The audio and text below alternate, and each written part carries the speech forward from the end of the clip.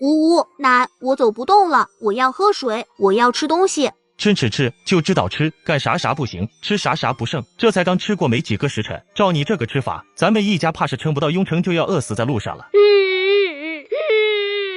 您听听二弟这是说的什么话？大宝才8岁，他一个孩子能吃多少？这可是咱老乔家唯一的男丁，是您的亲孙子，饿着谁也不能饿着我大宝。我大宝日后可是要鼎立门户当秀才老爷的。别以为我老婆子不知道你们一个个打的什么主意，要是还想活着到达雍城，就给我老实点，否则就让他滚出队伍。距离雍城还有大半个月的路程，我们的干粮和水剩的不多了。从今天开始，每个人一天只有半个粗粮饼，大宝每天1个饼，其他人谁都不许多吃。我看老三家文月丫头好像要不行了，老三媳妇一路拉着她走，不仅会拖累咱们的脚程，还浪费一个人的粮食，不如直接……老大乔言动话没说完，不过那意思却都看懂了。老太太眸光微转，晃晃悠悠地走到老三一家几口面前。乔文熙瘦小身子微微颤抖着躲在自己爹爹身后。娘，赔钱货！老三啊，文月丫头已经这样昏迷3天了，以如今这情况，再拖下去她也是个死，不如找个地方埋了吧，也省得她遭罪。娘，文月可是您的亲孙女，您怎么能说出这种话？老三媳妇何氏更是又惊又怕地看着自己婆婆，可是她身为一个买来的媳妇，是没资格跟婆婆呛声的，所以她只能颤抖着身子紧紧地搂着自己的大女儿。老三，我们这也是没办法了，如今的情况你也看到了，不仅缺吃喝，更是缺劳动力，你又腿脚不便，这一路都是文玉背着文熙走的，若是没了文月丫头，不仅可以省下一个人的口粮，文玉丫头也不会这么累了。我不怕累，你们谁也别想动我大姐。何氏不敢说话，只一个劲地抱着大女儿的身子呜咽着。娘，只要文月丫头还有一口气在，我就绝对不会抛弃她。不过是个倒霉催的赔钱货，当初要是3两银子卖给江家做小，他也不会沦落到今天这个地步。如今咱们这是去逃难的，你还带着这个拖油瓶不愿意撒手，既然你非要管他，那你也别怪娘狠心，你们就自求多福吧。接下来我们不会再停下来等你们，能不能坚持到雍城就看你们的造化了。乔岩峰有些慌了，他们身上可是一点吃的都没有，粮食都在老大那，如果娘不管他们估计不出3天就会饿死在路上。娘，文月她还没死，她只是病了，等日后她好了，随您打骂发卖都行，求求您不要扔下她。何氏声泪俱下，可惜乔老太太硬了心肠，根本不搭理他。老太太膝下共有3子1女，不过孙辈却只有乔大宝这一个男丁。老大膝下1儿1女，老二膝下有2个女娃，老三家更是生了3个女娃，所以他们家女娃不值钱。一个个来讨债的丧门星，今个你们要是非要带上这丫头，那就分开走。娘，老三腿脚不便，3个小丫头又小，咱们要是丢下他们，哪里还有他们的活路？老二，瞧你这话说的，老三可是咱娘的亲儿子，咱娘还能眼睁睁的看着他死不成？只不过如今咱们一大家子一起走，确实有些耽误赶路了。等到了雍城，咱们可以先安顿好了再来接老三，这样不是更好？老二听了还想再说些什么，却被自家婆娘拉了拉衣袖给制止了。乔岩峰看着自己的亲娘和哥哥，仿佛在看陌生人一般。自己成亲后第4年便代替大哥被征兵了，在军营待了将近3年，后来因为战役伤了腿，退下来时朝廷给发了20两的抚慰银，再加上他攒下来的月俸，一共30多两银子，当初可是全部交给了娘的。虽然伤了腿，但是在家这几年每天都会编竹筐来养活妻女，从没跟老娘伸手要过。如今他们这一家子没了利用价值，就沦落到被一脚踢开的命运。娘，分开走也行，当初我放在娘那的钱，娘还是先拿出来吧，等到了雍城，儿子还要给文月看病。你个没良心的不孝子，儿子孝敬老娘，给老娘银子花，那还有要回去的礼，更何况那钱早就花完了，这些年家里吃穿嚼用，不得花钱了。老三，你这话说的太过分了，哪有跟老娘要钱的道理？就这样一家人在那吵得不可开交，谁也没注意到躺在地上的乔文月手指微微动了动。吵个灯啊，头痛死了。咦，我这是穿了吗？脑子里咋多了这么多与我无关的记忆？嗨，穿就穿吧，怎么我感觉浑身酸痛还动不了呢？大姐，文月醒了，峰哥，文月醒了。文月，你没事吧？身子还有没有哪里不舒服？乔文月看着自己有些胡子拉碴的便宜爹，费力地扯出一抹笑意。自己原本是21世纪医药世家的天才继承人乔文月，却从小死了父母，可能是老天看他可怜，让他遭遇一场车祸穿越，再送他一对父母。爹，我没事了，奶他们要走就让他们走吧，如此狠心的祖母，不要也罢。好，听闺女的，只要咱们一家还在一起就好。对，咱们一家人绝不分开。老二乔延志看着抱在一起的几人，无奈地叹了口气。这是我跟大哥要来的，这一路路途遥远，我也帮不上你们什么。这1两银子是你二嫂偷偷葬的私房钱，你们拿着吧。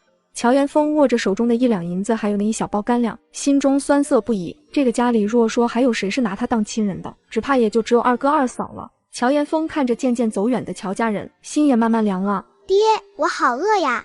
我们文熙饿了，那爹爹给你拿饼子吃。乔岩峰打开小包，里面只有干巴巴的4张粗粮饼子，边缘处还有些发霉了。乔岩峰用衣袖把发霉的地方蹭了蹭，掰开给了小闺女1块，又给了二闺女1块。文月，先吃口饼子，咱们再赶路。文月，何氏把饼子递给乔文月，可是乔文月却在发呆。原来他此时正在他的随身空间里。乔文月前世就有一个随身空间，是他爷爷把乔家的传家戒指传给他后，他无意间伤了手指，随后那戒指就消失不见了，与他形成了血气，隐藏在了灵魂识海里。他的空间里不仅有几10亩的药田，还有一口灵泉。前世为了用药材方便，他更是把整个药房都搬了进去。还好东西都还在。我没事，就是想事情有些入神了。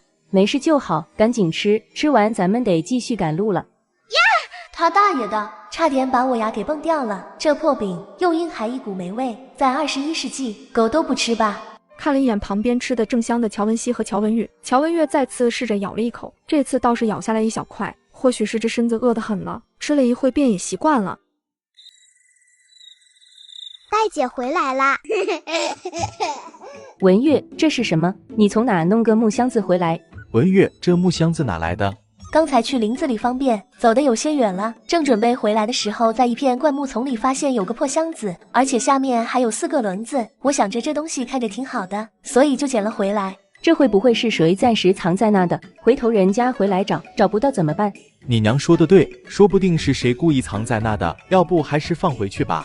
怪不得这个家过得这么清贫，原来是有这个傻爹，白给的东西还想着送回去。爹，我捡回来时候上面落了好多树叶呢，说明这东西放了很长时间了，说不定是人家丢了不要的呢。再说了，就一个破木箱子，这前不着村后不着店的，谁还会专门把东西藏这里？呵呵呵，小丫头说的对，这木箱子也不是啥值钱的东西，说不定真是人家遗弃的。你们啊，不用有什么心理负担，反正咱们要在这过夜的。今晚若是有人来找，你们就把东西还了；要是没人找，那就说明这东西该是你们的。乔岩峰一想也是，也不是啥值钱的东西，所以就没再多说什么。爹，这车子拉着好轻巧，明天可以让文熙坐进去，我可以推着它赶路，还有咱们的包裹也都可以放进去呢。是吗？那太好了。爹，刚才我在林子里发现了一棵果树，上面结了10几个果子，我也不知道能不能吃，看着挺好看的，就都给摘回来了，就在木箱里呢。乔文月说着从木箱子里拿出一个。乔岩峰一看高兴坏了，没想到闺女竟然摘到了苹果。这可是好东西，这叫苹果，是一种水果。爹在军营里的时候吃过一次，味道甘甜可口。不过那次吃的可没这个大，也没这个红，你拿去跟妹妹一起分着吃吧。爹也吃。你们留着慢慢吃，咱们的水不多了，这苹果也能解渴，给你们留着吧。拿着，赶紧吃。乔文月一把将苹果塞到乔文峰怀里，然后又给乔文玉和乔文熙还有何氏一人拿了一个。乔岩峰不禁失笑，竟然被大闺女另类的关心给惊到了。以前的他总是板着一张小脸，几乎不怎么见他笑，小小的身影总是在家里忙忙碌碌的做着各种活，把家里收拾得干干净净。如今的他却是鲜活的，是灵动聪慧的。桂生，这个给你，拿去吃吧。小男孩腼腆地抬起头看了一眼乔岩峰，并未去接苹果。小丫头的一片心意哪里能随便糟蹋？我们俩带的干粮够吃，你留着自己吧。现在毕竟是在逃荒，粮食和水都是救命的东西，哪有随便送人的道理？拿着吧，我们那还有呢。这苹果可是个稀罕物，平常买都买不到的，拿着尝尝鲜。你乔叔给你，你就拿着吧，还不快谢谢你乔叔。谢谢乔叔。这小子以前被他娘给打怕了，后来性子就越发的怯懦，见了人也不敢说话。真不知道哪天我若是不在了，他该怎么办？乔岩峰在这边跟冯老爷子又聊了一会，之后才回去守在妻女身边休息。乔文月在所有人睡着后，便又睁开了眼睛，拿起何氏身旁的几个水袋，将所有的水都倒掉后，乔文月又把所有的水袋都装上了灵泉水，这才躺到一旁树下休息。大姐，我还想吃昨晚的那个果子，好好吃呀！不行，咱们的干粮不多了，现在绝对不能乱吃东西，而且今天二姐可以推着你，你不用走路，所以不能再吃了。那好吧，我要坐车。走喽，坐车去。乔岩峰已经把推车收拾好了，大大小小6、7个包裹也都放了进去，里面还用砖木摞了2个小凳子，文熙坐在里面刚好露出个头。文月，这箱子这么大，你和文玉也上去吧。我不要，爹，你上去吧。乔岩峰一个大老爷们哪里肯，但是最后架不住大女儿的严厉目光，只能不好意思的坐了进去。尤和是推着他们，没了乔岩峰拖后腿，他们的速度又快了不少。刚开始冯老爷子还能跟上速度，慢慢的就有些力不从心了。冯叔，你上来坐一会吧，这车子推着十分轻巧，我正好也下来走走。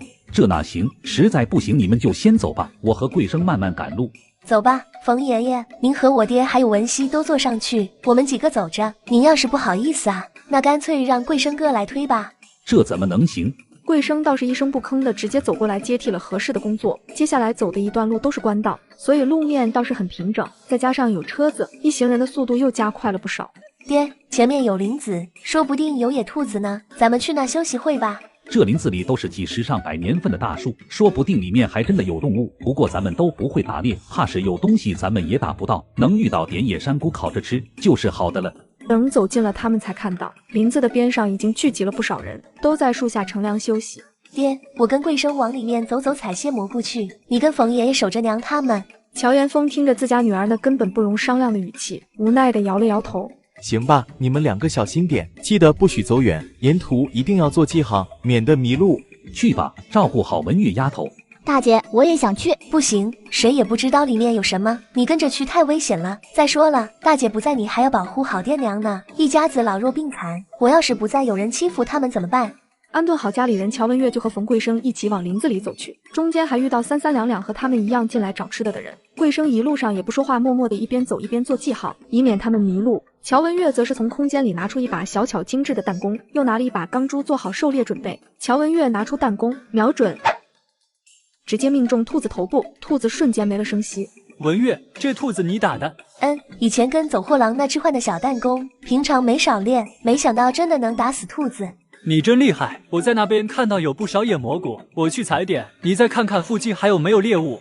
这次乔文月又走了一盏茶的时间，也没有再遇到什么小动物，倒是蘑菇还真有不少。乔文月又从空间里拔了不少萝卜，还有一株人参放进小布兜里。乔文月叹了口气，准备转身离开。就在这时，他好像听到了哼哼声，顺着声源走过去，竟发现一大一小2头野猪，大的有100多斤的样子，小的也有60、70斤左右。乔文月毫不犹豫地收起弹弓，从空间里拿出一把弓弩，快速射出2发，2头野猪应声倒地。乔文月走过去拔了野猪身上的箭，正在思考是否要收进空间一头。文月，这家伙怎么每次我打中猎物都出现？我过来的时候，那个大的野猪就已经快死了，不知道是不是吃了什么有毒的东西。那个小野猪就在旁边也不跑，所以我就……桂生听了也没多说什么，毕竟乔文月才10多岁的小姑娘，比起是她猎杀了2只野猪，她更愿意相信乔文月说的。先带回去吧，我背那个大的，你背小的。乔文月无语了，后悔没有早点收起来一头，现在也只能认命的背起那只小野猪跟上桂生。爹，你快看，我们捡到了2只死掉的野猪。全家人逃荒路上，我靠着空间的弓弩成功打猎到2头野猪，可我的傻子爹却要把它扔掉。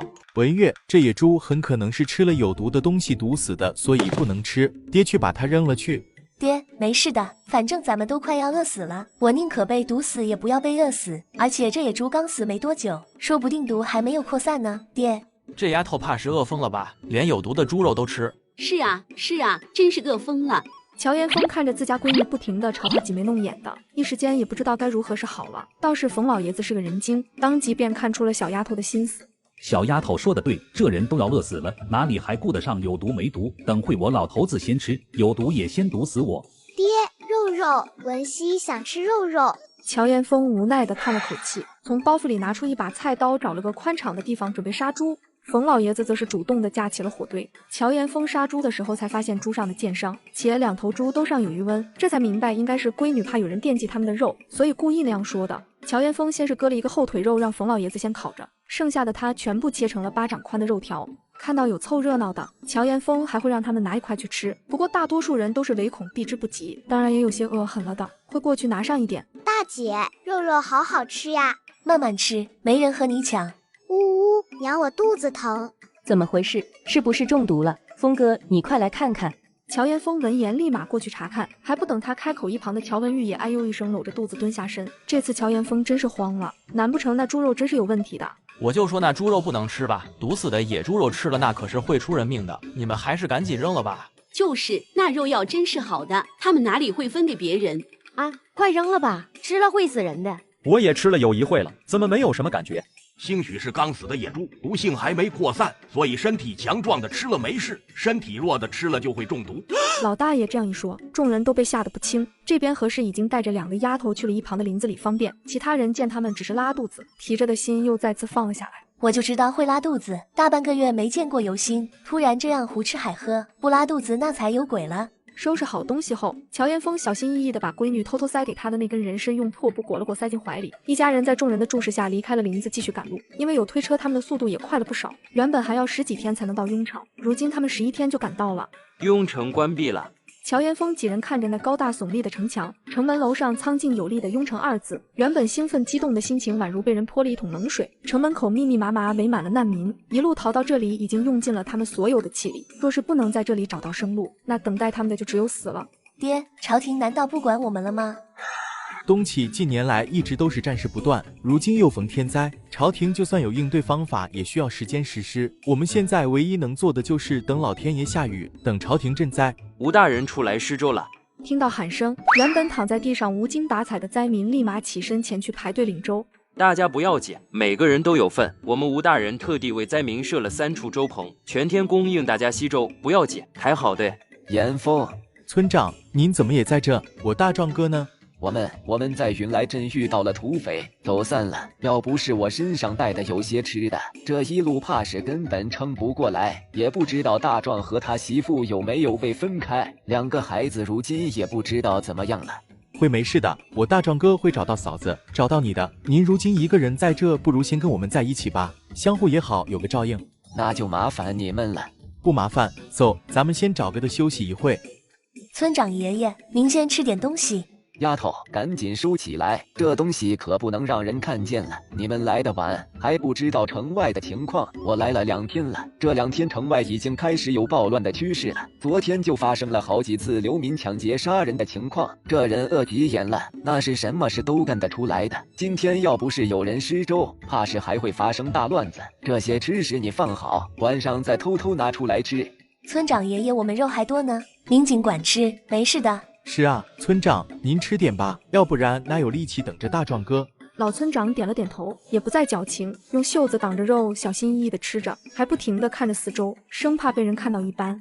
他娘的，朝廷就给我们喝这种粥，稀的能造出人影就算了，还有虫子，有虫就算了，还他娘的一股子馊味，你们这是拿我们当牲口喂呢？就是朝廷的赈灾粮食不可能是收的，肯定是你们这些当官的给贪了。我听说朝廷的赈灾粮食和赈灾款早就拨下来一批了，可是咱们连个影都没见，如今你们还拿这种收拾应付我们？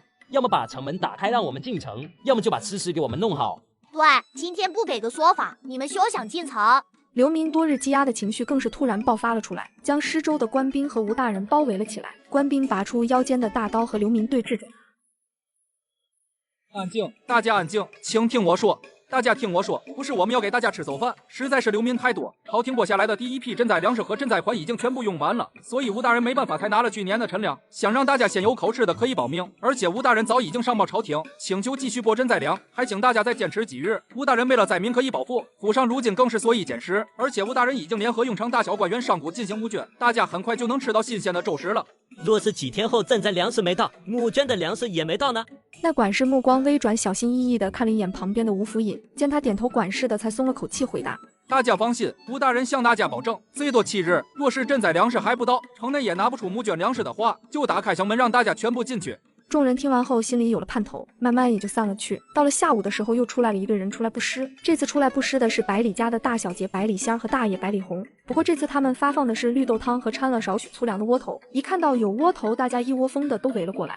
这百里家当真是好大的手笔，10几车杂粮窝头或许不值多少钱，但是一旦开始布施，那可不是1天2天的事，就是不知道百里家能坚持多久。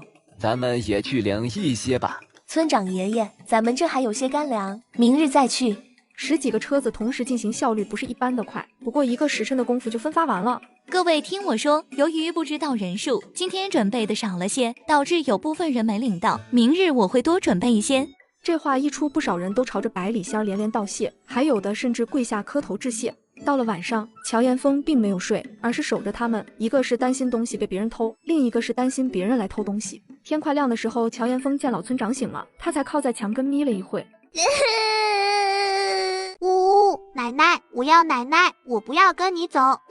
你没听到他说不想跟你走吗？你懂什么？我这是在帮他，他奶都已经死了，他一个小丫头怎么可能活下来？我肯收留他，给他口吃的，那就是救他的命。是啊，这小丫头还小，没大人护着，指不定就饿死了。是吗？难道不是看她长得还不错，打算把她卖了换钱，或者换吃的？怎么可能？我就是看她可怜，想帮她一把。既然她不愿意，那就算了。妇人也不敢再纠缠，说罢就讪讪地走开了。乔文月走到那老人家面前，蹲下给他把了把脉，确定只是饿晕了，这才从腰间取下装有灵泉水的水袋，给他喂了几口。别哭了，你奶奶没事，她只是饿晕了。真的吗？姐姐，我奶奶她没死。你奶奶一会就醒了，这个给你，赶紧吃了，别被人看到了。说着，乔文月递给他了一个从空间里拿出来的面包。小丫头一看是吃的，立马用手捂着，生怕被人抢了一般。妞妞不饿，可以留给奶奶吃吗？这个是给你吃的，等会奶奶醒了，姐姐会给你奶奶拿其他吃的东西。那好吧，谢谢姐姐。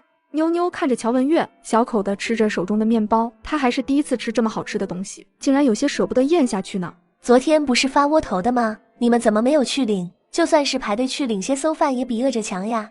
奶奶已经饿得走不动路了，她又不放心我一个人去领，怕我被人拐走了。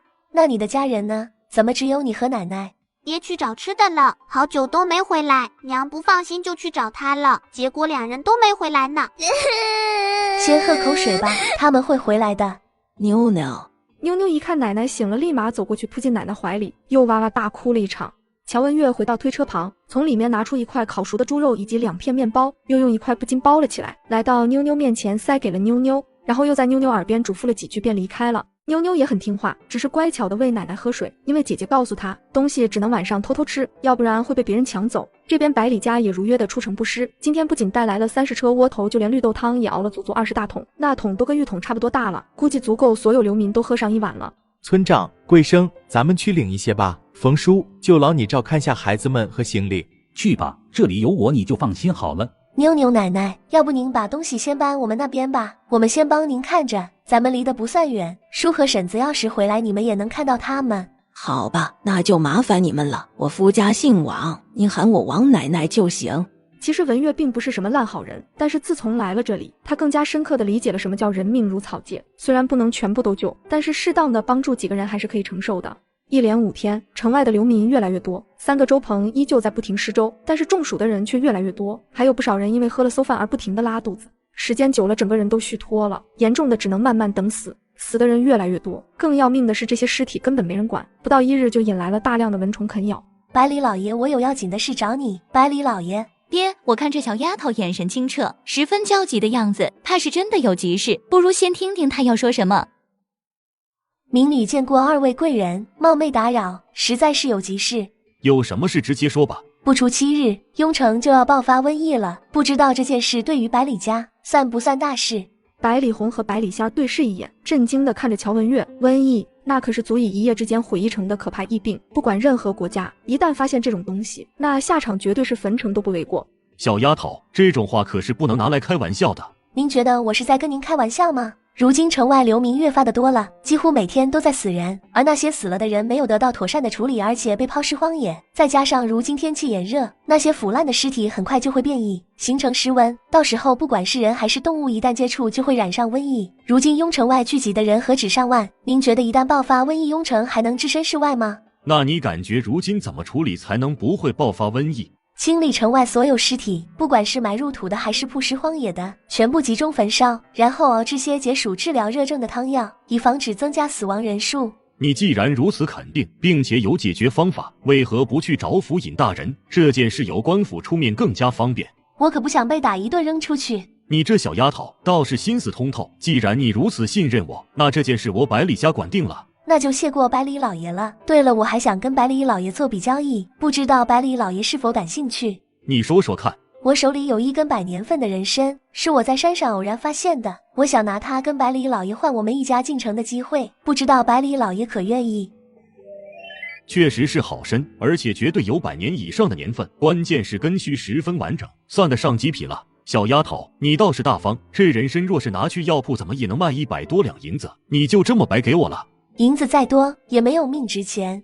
行，这件事我应下了，你去收拾东西过来吧，等不时晚我带你们一家一起进城。爹，你当真相信那丫头说的？那丫头说的并不是没有道理，瘟疫大多数都是伴随着天灾出现的，因为一旦出现天灾，那便是尸横遍野，那些尸体没有得到妥善的处理，形成瘟疫也只是迟早的事。东启国已有几十年不曾发生过疫病了，所以你不知道疫病的可怕。百里仙儿明白自家爹爹这是宁可信其有，不可信其无，因为雍城是他们家的根，他百里家甚至比雍城府尹都要在乎雍城的兴衰，这也是为何他们百里家会出面救济这些流民，主要也是怕流民暴乱祸及雍城。那吴府尹表面勤政爱民，内地里却是贪污腐败的奸猾之人，此次朝廷拨下来的赈灾粮食和赈灾银大半都进了吴府尹的口袋。村长，你还是先和我们一起进城吧，你一个人留着太危险了，大壮哥他们会没事的。那好吧。王奶奶，你真的不和我们一起进城？当初我们和妞妞爹娘约定好在这等他们的，就不进城了，谢谢你的好意。文月也不好再强求，只是将手里所有的肉都装进了包裹交给王奶奶，水袋也给他们留了一个，又嘱咐了几句王奶奶后，文月就带着一群老小往百里红所在棚子走去。妞妞红着眼睛看着乔文月，眼底满是不舍，但是她知道姐姐进了城就能过好日子了，所以她并没有说挽留的话。狠心老太逃荒路上扔下老三一家不管，事后却胡搅蛮缠，直呼儿子不管亲娘。三啊，娘可算找到你了。娘，你们怎么在这？三啊，娘差点就见不到你了，那些天杀的土匪抢光了我们的东西，娘还被他们差点打死。乔岩峰见他们确实比分开的时候更加狼狈了，唯一没变的估计就是乔大宝了，不仅没见瘦，反而还胖了不少。二哥，文冰文雪呢？乔延志嘴唇颤抖着半天没说出一句话，他媳妇陈氏也是掩面哭泣着。我们的粮食被土匪抢了，没吃的，所以奶就把它们卖了。可惜它们太丑了，不值钱，人家只给了半袋子粗粮，还有半袋子窝窝头。行了，嚎什么嚎？不卖了那俩丫头，咱们一家能活着到雍城吗？估计你们早就饿死了，不过是2个丫头骗子，没了再生就是了。娘，那可是您亲孙女，您怎么能说出这番话？2个丫头才11、12岁，您怎么忍心把她们卖了？乔岩峰，我可是你老娘，不卖了他们，难道你要看着你娘被饿死？我懒得跟你掰扯，文月，咱们走。二哥，你要不要跟我们一起？让娘跟大哥他们一起吧。乔延志点了点头，他们早就不想跟老太太在一起了，奈何所有粮食都在他手里转着，他们离开就只有饿死的份。如今有3弟作伴，这次就算饿死，他也不想再跟着他娘了。乔岩峰，我可是你老娘，哪有儿子不管老娘死活的？我不管，你去哪我们就跟着去哪。大家快来看呀，这有个不孝子，扔下自己老娘不管，独自去过好日子，没天理呀！这人也不怕天打雷劈，连自己亲老娘都不管。是啊，看着人母狗样，结果真不是个东西。娘，当初可是您把我们一家赶出队伍的，这是怎么了？百里老爷，这是我奶和我大伯二伯，我们一家是被我奶撵出来的，所以他们跟我们没多大关系。这人打扮一看就是达官贵人，要是和这号人物攀上关系，那这辈子岂不是吃穿不愁了？死丫头，胡说什么呢？当初我们可是说好的，只是分开走，到了雍城再集合，怎么就成了我把你们撵出去了？再乱说话，看我不撕了你的嘴！奶，你确定要跟我们一起吗？我们可是去百里家打工抵债的。本来我跟爹顾念着您身体不好，想着让您不跟过去受苦了，没想到您竟然愿意跟我们同甘共苦。既然如此，那就把你们也算进去吧。就是不知道百里老爷愿不愿意收你们。什么打工抵债？你们自己欠下的债，凭什么要我们帮你抵？奶当初把我们撵走的时候，可是就给了几个发霉的粗粮饼。您不会以为我们这么多人能靠着几个饼子就活了10-20天吧？若不是百里老爷给了口吃的，我们哪里能活下来？所以如今自然要去做工抵债啊！奶确定不一起去吗？嘿，坏了心肝的，我可是你的长辈，你竟然想着让我老子去帮你们做工抵债，想得美！二伯二伯母呢？你们是跟着奶，还是跟我们一起去做工抵债？乔延志还没来得及说话，他媳妇陈氏就已经毫不犹豫的大步走了过去。乔延志也跟着大步走了过去。奶，等一下，我们这里还有不少的肉，都是我们以后去做工换来的，算是我爹娘孝敬给您的，你们拿去吧。乔文月的声音不小，此话一出，引来不少人侧目。乔文月从推车里拿出几大块肉，大摇大摆的走到乔老太面前，交给他。老太太早就高兴的找不着北了，哪里还顾得上其他的，恨不得立马上去咬几口。哼，算你们还有良心。乔延栋见那些流民都看着他们，当即便用衣服把肉包了起来，紧紧地抱在怀里。真看不出来，这丫头这么腹黑，狠起来连自己亲奶奶都坑。文月丫头从小就单纯温厚，怎么现在变得这么手段高明了？真不知道是好是坏。百里红也说话算话，把他们一行人带进雍城后便离开了。临走前还给了乔文月50两银子。文月拿到银子后，就带着众人去客栈，痛痛快快地大吃了一顿。其实我们这次来雍城是投奔我小儿子的，他在雍城百草堂当掌柜的。原本我们是打算租个马车过来的，谁知道出发的晚了，根本租不到马车了。没办法，我才跟贵生一路走了过来。这一路多亏了有你们照顾，我跟贵生才能平安到达雍城。乔延峰听罢倒是十分替他高兴，原本还想着他们祖孙俩无依无靠的，以后可以跟他们一起生活，没想到冯老爷子还有个儿子呢。这是好事，那冯叔在这多休息几天，再去百草堂找儿子。不了，吃过饭我就打算领贵生过去了。刚才我已经跟小二打听了，这雍城就一家百草堂，离这不算远，走一会就到了，就不麻烦你了。冯叔这话就见外了，等会我送你们过去，顺便认认门。哪天我若是想冯叔了，还能过去看看您。哈哈哈，那行，等会一块过去。文月丫头要不要一起过去看看？当然要去送送冯爷爷啦，万一以后想冯爷爷和贵生了，我们还能去看看。贵生听了这话，小脸瞬间红了。乔文月也不知道他在害羞个啥，但知道他是个纯情羞涩的性子，所以也没去逗他。爹，怎么了？文月，你给百里老爷的那根人参，那个跟你怀里那只是一起挖出来的，当时本想着我偷偷留一个，以后应急用，没想到最后倒是便宜了百里老爷。那这个你放起来吧，说不定哪天就用到了。这个等会拿去百草堂卖了吧，换成银子用处更大。听你的，你说怎么处理咱就怎么处理。等冯老爷子收拾好东西，乔延峰、乔文月就一起去了百草堂。见面后就是一阵寒暄，寒暄过后，乔文月直接拿了那人参出来给冯家保定价，因为有着冯老爷子那层关系，也是给了个熟人顶天价格160两。乔文月没有多说什么，又要了10几样药材和1套银针，最后还剩120两。文月，你买这么多药材和银针干什么？花了足足40两。当然是给你治腿啊，爹难道不想自己的腿能好吗？治腿？你给爹治吗？对啊，爹不相信女儿可以治好你的腿吗？可是你都没学过医术啊，更是不懂医的，治病哪里是能胡乱治的？也难怪乔延峰不相信文月，自己女儿从小就在家里，药材都没接触过，更别说治病了。爹，你相信这世上有神仙吗？有没有神仙爹不知道，但是咱们东齐国是有国师的，西凉国也有圣女，南盛国有神婆，北疆有巫医，据说这些人都是有大神通的人。国师大人不仅可以推算国运、通晓星象，还懂得奇门遁甲之术，爹感觉国师大人就有可能真是神仙下凡呢。这傻爹竟还真信，那可就好办了。那个爹，其实这个世界上是真的有神仙的。我之前昏迷的时候，您知道的，人都快不行了，但是我在梦里遇到了个白胡子的老神仙，他一身青衣，仙风道骨，手里还拿个拂尘。女儿被他点化一番后，不仅开窍更聪明了，还莫名会了许多东西。那老神仙说跟我有缘，所以便送了我一个乾坤袋。他说这个袋子内藏乾坤，可容纳很多东西。刚开始我还以为这只是梦，但是醒来后，我手里当真多了个香囊大小的袋子，而且那袋子只要我一个意念就可以凭空消失或者出现。而且老神仙叮嘱我此事切不可同人说，否则一切都会化为乌有。但是我感觉这事应该告诉爹爹。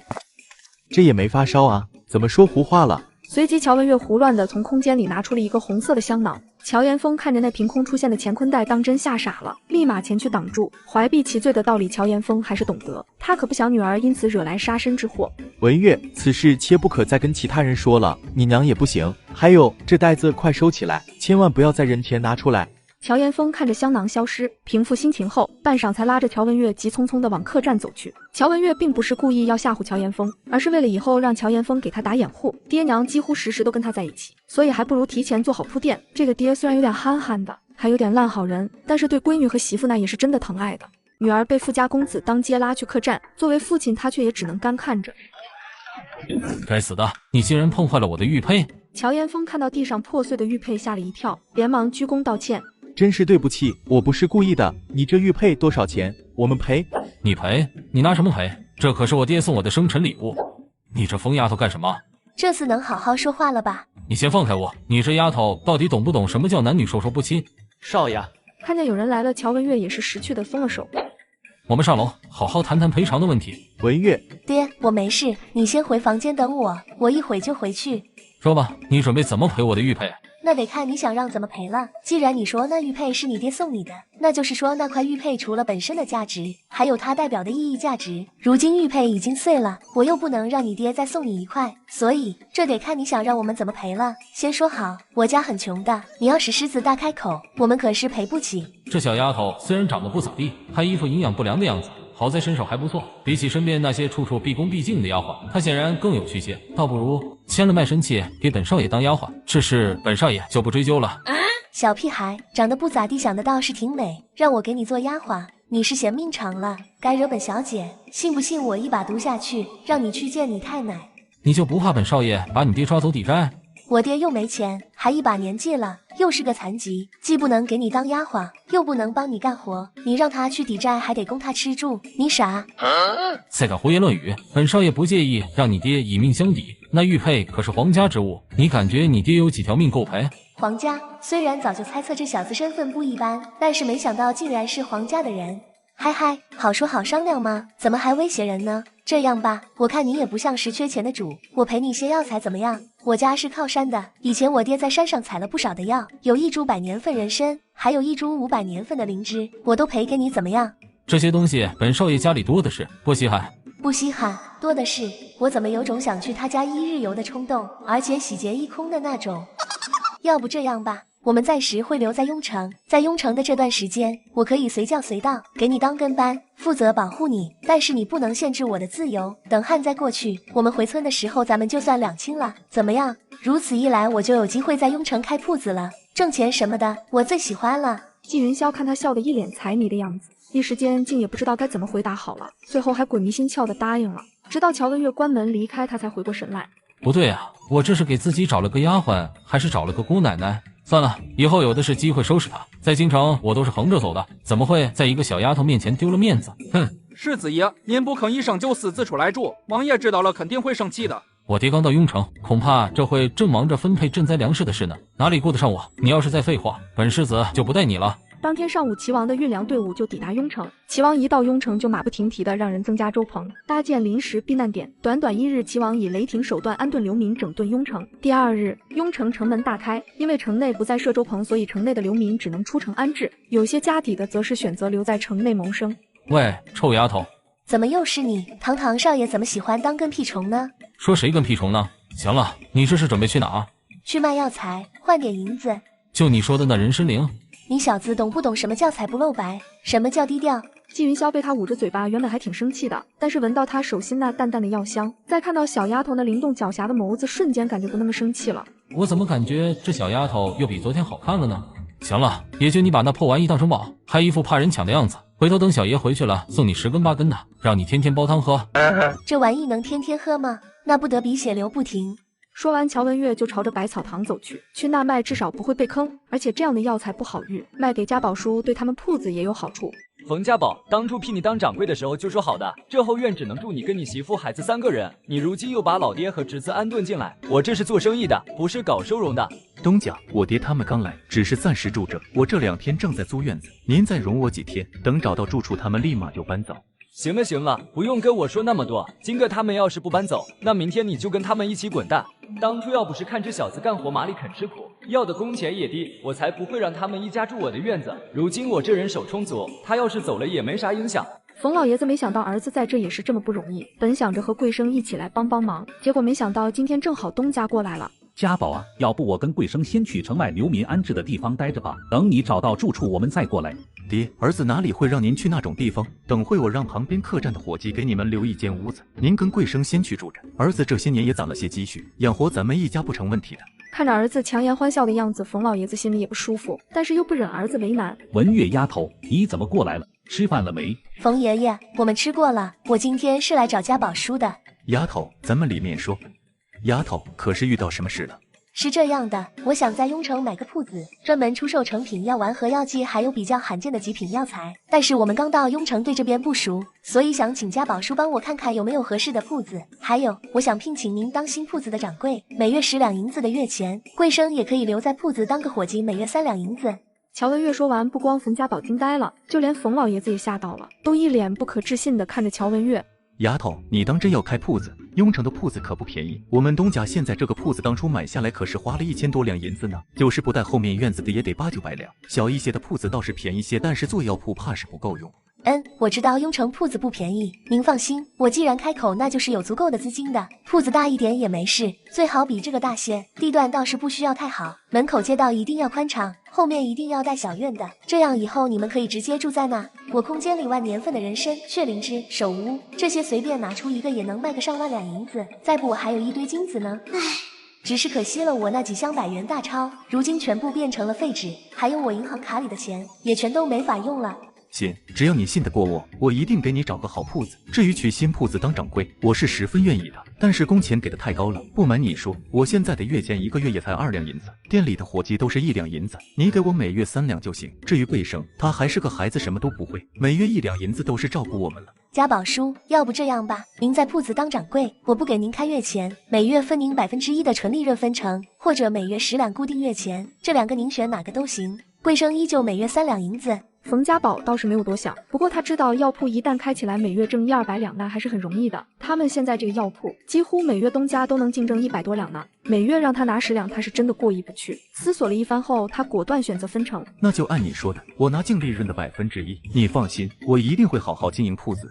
行，那就说好了，这100两银票你拿着，等会你们收拾下东西，先去我们那边的客栈先住着，你跟东家交接完就去选铺子吧。那我让你婶子先收拾东西，我去跟东家说辞工的事。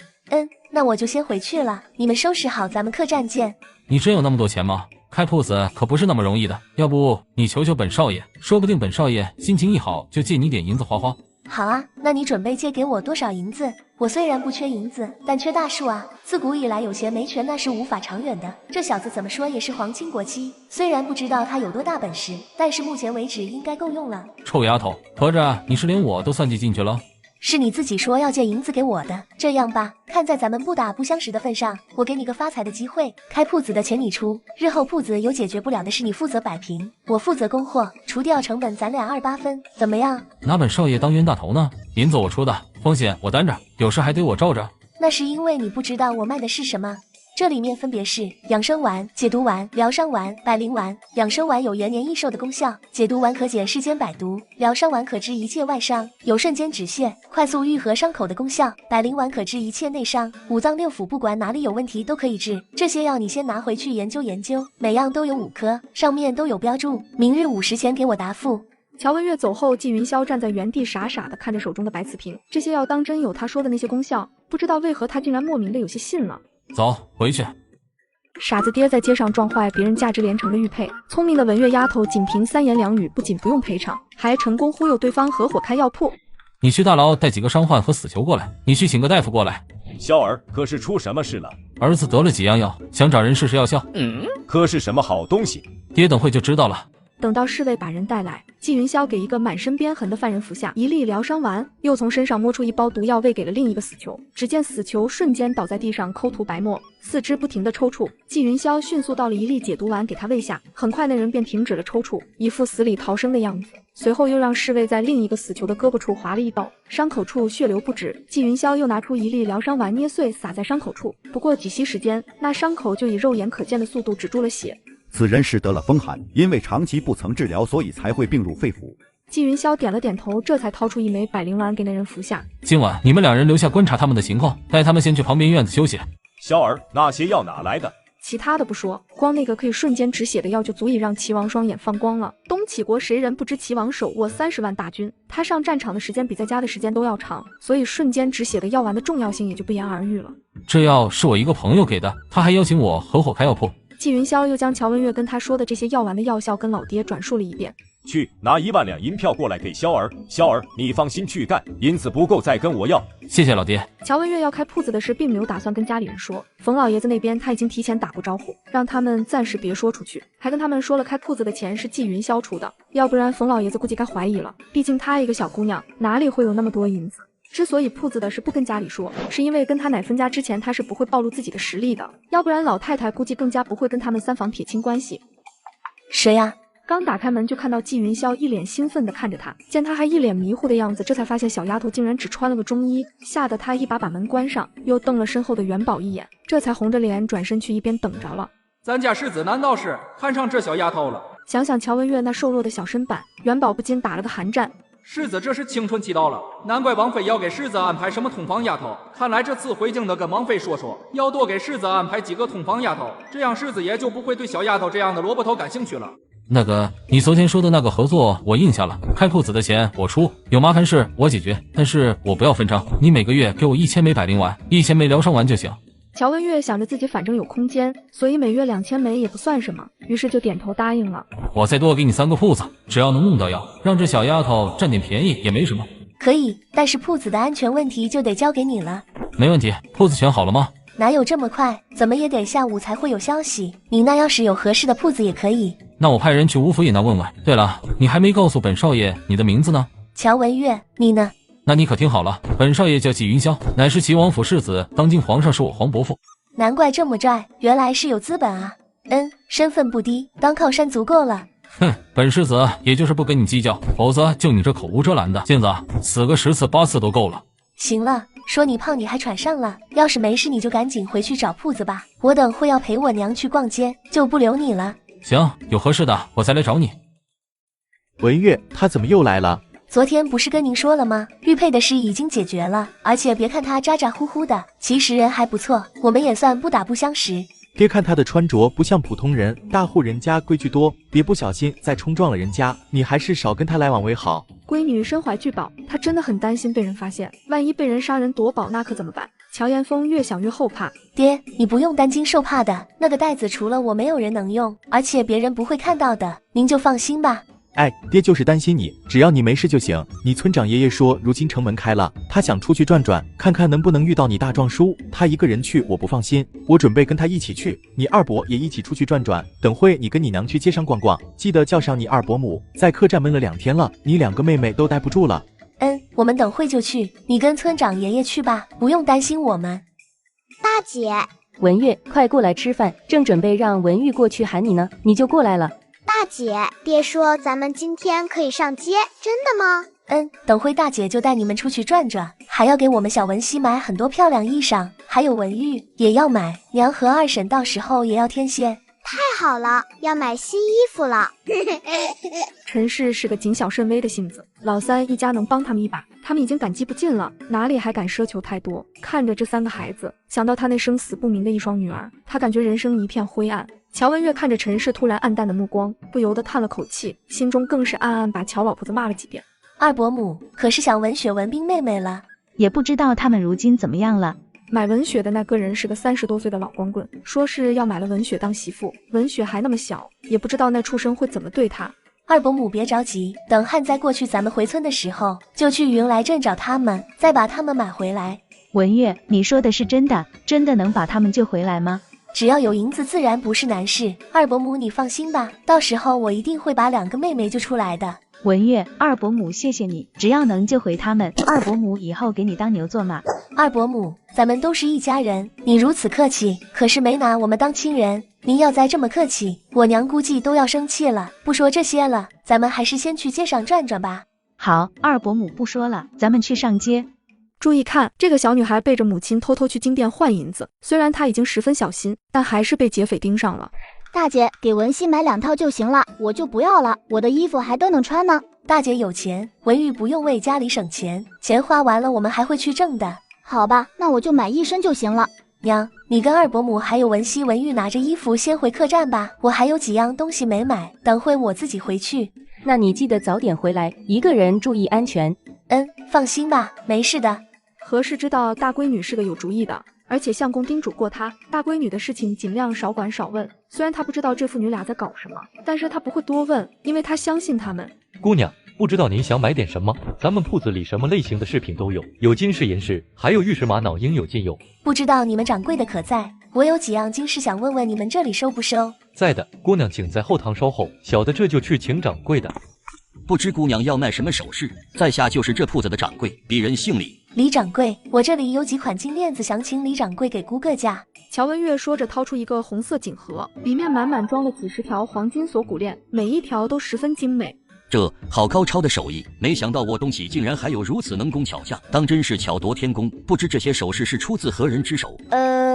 这些都是我师父生前留下的，李掌柜给估个价吧。姑娘拿来的这些金饰，其实本身的价值并不算高，但是贵在工艺十分精美，就是不知姑娘可还有这样的首饰。乔文月也听明白人家的意思了，他若是没有了，那就是一锤子买卖，该多少钱就多少钱。他若是还有，为了长期合作，他可以出高一些的价格也可以。不得不说，无奸不商这话一点不假。我家里倒是还有些，掌柜的若是给的价格合适，那我就不去别处问了，以后再卖我也会来您这。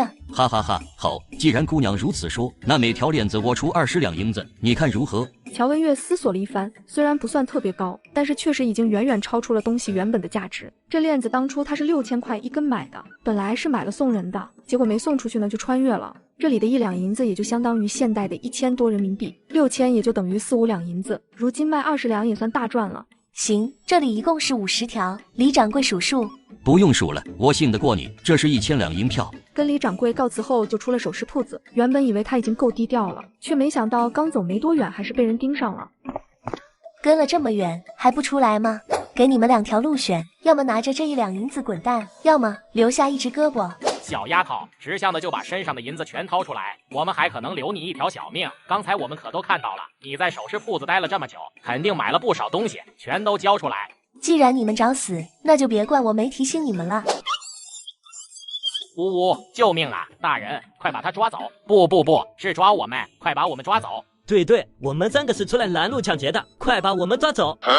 小姑娘，你没事吧？我没事。他们是你打伤的。乔文月看了3人一眼，3人连忙齐齐摇头。不是，是我们自己伤的。是他们自己伤的。巡逻队长也没多说什么，随意问了几句就带着那3人离开了。乔文月若无其事地离开巷子，随后去往药铺准备来个大采购，然后在空间闭关炼药。姑娘说的这些药材都要多少？有多少要多少。对了，还有药材种子，每样都给我来点。姑娘，你说的那些药材我们铺子都有，而且存货也不少，您要是都要，需要不少银子呢。乔文月瞬间懂了，直接掏出500两银票晃了晃。这些够不够？放心，不会差你的要钱的。好嘞，您稍后，小的这就给您去装药材。姑娘，给您都装马车上了，一共是347两银子。掌柜的说，您要的多就额外再送您几包罕见的药材种子，只不过那种子种植条件极为挑剔，怕是不容易种活。您若是运气好种出来了，那可是就要发财了。种子是一位游医收集的，当初要不是因为走投无路了，也不会卖。听说里面还有血莲的种子呢，血莲那可是至宝，据说只要1片就可延年益寿、起死回生呢。不过那些种子大多数都叫不出名字，谁也不知道会长出什么，能不能种出来就全凭运气了。替我谢谢你们掌柜的了，药材我晚上再过来取，这是药材的钱。出了药材铺，乔文月见刚过50，就先回了客栈。你去哪儿了？我都等了你半天了。走，我领你去看看铺子。这么好的铺子，人家愿意卖。本世子看上的铺子，谁敢不卖？不过这铺子倒也不算买的，是吴府尹送的。我跟他说想买个铺子，问他知不知道哪里有合适的，他就把这个送给我了。能把社会说的这般理直气壮的，估计也就只有他了吧。平白无故送你铺子，你也敢要？你这叫受贿，你爹知道吗？你当本世子傻啊？他送我铺子自然不是白送的，我爹查出了他贪墨赈灾粮和赈灾银的证据，他讨好我不是很正常？这铺子说不定也是来路不正，我收着正好。你既然明知道他有问题还敢收他东西，你这样不会影响你爹秉公办案吗？知不知道啥叫拿人手短吃人嘴软？我收他东西跟我爹办案有什么关系？本世子收他东西，我爹也照样秉公处理。再说了，就一个铺子，就算我黄伯父知道了也不会说什么的。得，我算是明白了，这丫的根本不讲啥规矩道理。总之一句话，老子牛，咋地都是对的。行吧，你厉害。那贪墨赈灾银的事一旦上报，那吴府尹是不是就要被革职查办了？那是自然，革职是革职，不出意外的话，抄家砍头是跑不了的。我黄伯父最讨厌的就是贪官污吏，一旦证据确凿，那肯定是重罪。反正最后也是要被抄家的，不如你再想办法弄快递吧。我想自己盖个楼。盖楼做什么？雍城大把的现成铺子随你挑，自己盖多麻烦。我的打算是这样的，乔文月想在雍城弄个拍卖行，这个时代还没有拍卖行这个东西。他若是弄成了，那还愁银子。一个拍卖行，一个药铺，要不了多久，他就是东起的大财主了。他的目标就是做不了皇帝，怎么也要做个比皇帝还有钱的人，这样才不枉他穿越一趟。主意倒是不错，要是这拍卖行能在京城开，那绝对是日进斗金。不过你总不能让我给你白干活吧？雍城这边的还是算了吧，等我什么时候去了京城发展，咱们再说。纪云霄也没在意，就知道这丫头是个抠门的，领着小丫头进去把房契地契交给他后就离开了。文月，爹的腿真的还有救吗？最多3个月你的腿绝对能恢复正常。不过从明天开始你出行就得用工具辅助了。看到那个带轮子的椅子了吗？以后出门就用那个。乔岩峰看着角落里那个奇奇怪怪的带轮子的椅子，心中不禁想着，这肯定是老神仙给他闺女的，他此刻才相信他的腿一定会好的。乔文月给躺在床上的乔岩峰注射了一针麻醉剂，又扎了他的昏睡穴。见乔岩峰已经昏睡过去后，乔文月这才带着他一起进了空间。手术床上，乔岩峰一动不动地躺着，开刀、取骨、接骨、缝合、上药、上石膏，整个手术耗时3个小时。手术结束的那一刻，乔文月感觉自己都要虚脱了，到底是年龄太小，还无法承受几个小时的高强度精神紧绷状态。随后猛灌了几口灵泉水，乔文月才感觉身体恢复了些。休息了一会，感觉乔岩峰差不多该醒了，乔文月才带着他一起出了空间。文月，我的身子怎么一点知觉都没有了？没事爹，这是打了麻醉剂后的正常反应，过一会就会恢复了。您这会没法移动，今晚您就在这睡吧，我在旁边的软榻上凑合一宿，有事您叫我。得知自己无法动弹，乔岩峰也只能先在闺女屋子休息了。刚开始他还感觉有点别扭，又有点激动，最后实在撑不住困意，才沉沉睡去。第二天，乔岩峰一睁眼，他就急忙去看自己的腿，发现腿好像被什么硬硬的东西封住了，他也不敢再乱动。爹，我先推你去我娘那吧。这东西太方便了，文月，你先洗漱吧，我自己去你娘那溜达一圈。说完，乔岩峰转动着轮椅去了何氏那。不过乔文月不知道的是，乔岩峰去了何氏那，又去乔延志那转了一圈，就连村长和冯老爷子一家都看到了，见人就说这是他闺女给他做的轮椅。经过近1个月的明察暗访，齐王终于收集到了吴府尹足够的贪污受贿的证据，随即就将府尹府查封，一共查出贪污受贿银两20多万两有余，金银财宝更是不计其数。晚上在存放前府尹贪污受贿物品的仓库里，乔文月看着那一箱箱金灿灿的金银珠宝，不由得感叹这吴府尹是的狠人，竟然能贪污这么多银子。纪云霄仿佛见惯了这种大场面一般，丝毫不为金钱所动，看着乔文月那副财迷的样子，不知为何格外的顺眼。纪云霄，你带我来这干嘛？回头东西万一少了，浑身是嘴都说不清楚。